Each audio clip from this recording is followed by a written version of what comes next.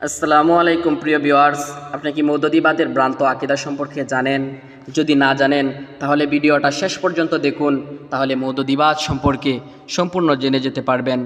জামায়াতে ইসলামের প্রতিষ্ঠাতা সৈয়দ আবুল আলা মৌদুদি সাহেব 1321 হিজরি মোতাবেক 1903 সালে ভারতের হায়দ্রাবাদ প্রদেশের আওরঙ্গাবাদ জেলায় আহমদ হাসান মৌদুদির ওরসে জন্মগ্রহণ করেন।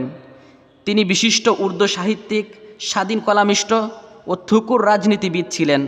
অখণ্ড ভারতবর্ষে বিশিষ্ট উলামায়ে কেরামকে নিয়ে তিনি একসময় জামায়াতে ইসলামী নামে একটি রাজনৈতিক সংগঠন প্রতিষ্ঠাতা করেন। এক পর্যায়ে তিনি এই সংগঠনের মূলনীতিতে আল্লাহ তাআলা, ফেরেশতা, আম্বিয়ে কেরাম, সাহাবায়ে কেরাম ও সালফে সালেহিন সম্বন্ধে এমন কিছু মন্তব্য সংযোজন করেছেন যা আহলে সুন্নত ওয়াল জামায়াতের আকীদার পরিপন্থী। এজন্যই পরবর্তী সময়ে আহলে হক উলামায়ে কেরাম তার সঙ্গ বর্জন করেন এবং তার দৃষ্টিভঙ্গির বিরুদ্ধে কঠোর অবস্থান গ্রহণ করেন।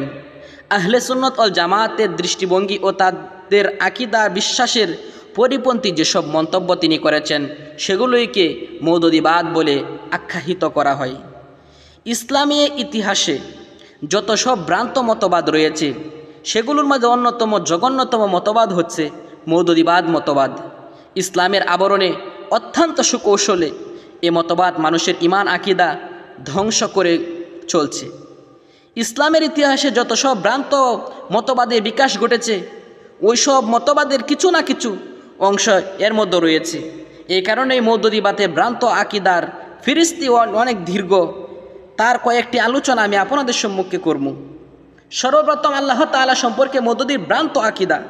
মৌদুদি তার কিতাব তাফহিমাত ওই কিতাবের 281 নম্বর পৃষ্ঠায় উল্লেখ করেছেন আল্লাহ তাআলা হচ্ছে জালেম, কেননা যে ক্ষেত্রে নর ও নারীর অবাধ মেলামেশা রয়েছে সেক্ষেত্রে ব্যভিচারের কারণে আল্লাহর নির্দেশ রজম প্রয়োগ করা নিঃসন্দেহে জুলুম, নাউজুবিল্লাহ।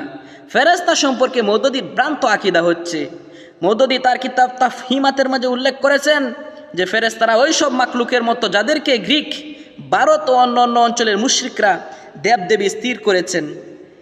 মৌদুদি তার কিতাব তাফহিমাতের মাঝে নবীগণ সম্পর্কে যে ভ্রান্ত আকীদা তিনি উল্লেখ করেছেন সেটা হচ্ছে অন্যদের কথা তো স্বতন্ত্র, প্রায়ই পয়গম্বরগণও তাদের কুপ্রবৃত্তির মারাত্মক আক্রমণের শিকার হয়েছে। মৌদুদি আরও বলেন যে আমাদের প্রিয় নবী সাল্লাল্লাহু আলাইহি ওয়াসাল্লাম সম্পর্কে তরজমাতুল কুরআনের মাঝে তিনি বলেন যে রাসূল সাল্লাল্লাহু আলাইহি ওয়াসাল্লাম মানুষের ঊর্ধ্বে নন এবং মানবীয় দুর্বলতা থেকে তিনি মুক্তও নয়।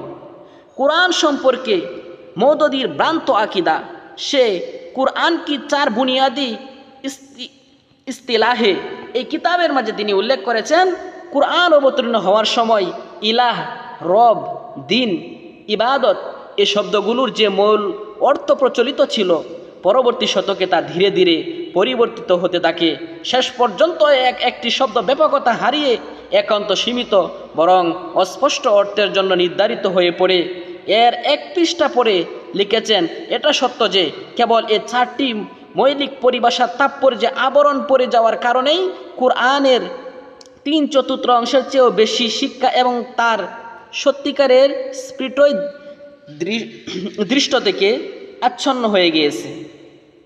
মৌদুদি হাদিস সম্পর্কে যে তার ভ্রান্ত আকীদা, মৌদুদি বলেন বুখারী শরীফে বর্ণিত হযরত ইব্রাহিম আলাইহিস সালাম ও হযরত সারা আলাইহিস সালামের ঘটনা সম্বন্ধে এটা একটি মিথ্যা নাটক।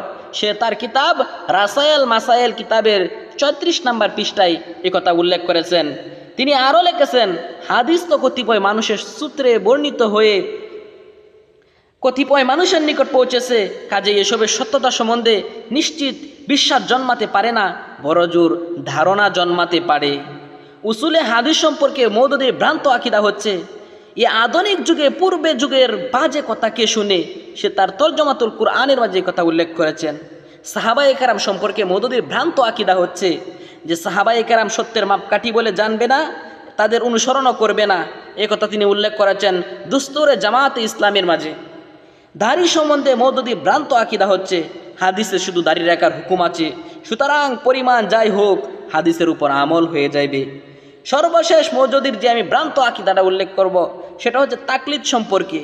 মৌদুদি বলেন আমার মতে দ্বীনে ইসলামের যে সমস্ত জ্ঞানগুলো আছে সেগুলোর জন্য মাযহাবের অনুসরণ শুধু নাজায়েজ ও গুনাহ নয়, বরং এর চেয়েও জঘন্যতম। সে তার কিতাব রাসায়েল এবং মাসাইলের মাঝে